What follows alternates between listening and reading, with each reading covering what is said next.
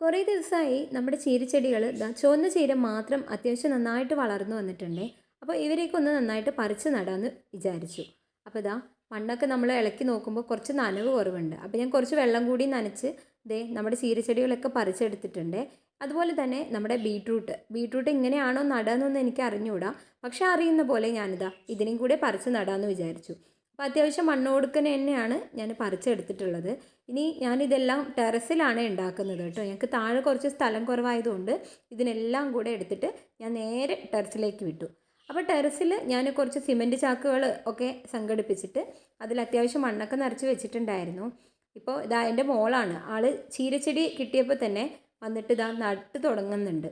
അപ്പോൾ ഇതെല്ലാം കണ്ടു പഠിച്ചിട്ട് ആൾ തനിയെ ചെയ്യുന്നതാണ്, ഞാൻ പറഞ്ഞ് ചെയ്യിപ്പിക്കുന്നതൊന്നുമല്ല. മിക്കവാറും ഈ വശത്തെ കർഷകശ്രീയൊക്കെ ആൾ കൊണ്ടുപോകുമെന്നാണ് തോന്നുന്നത്. പിന്നെ നമ്മൾ നന്നായിട്ട് നനച്ചൊക്കെ കൊടുത്തായിരുന്നു, അതൊന്നും വീഡിയോ എടുക്കാൻ പറ്റിയില്ല. ഇതൊക്കെ രാവിലത്തെ വിഷ്വൽസാണേ.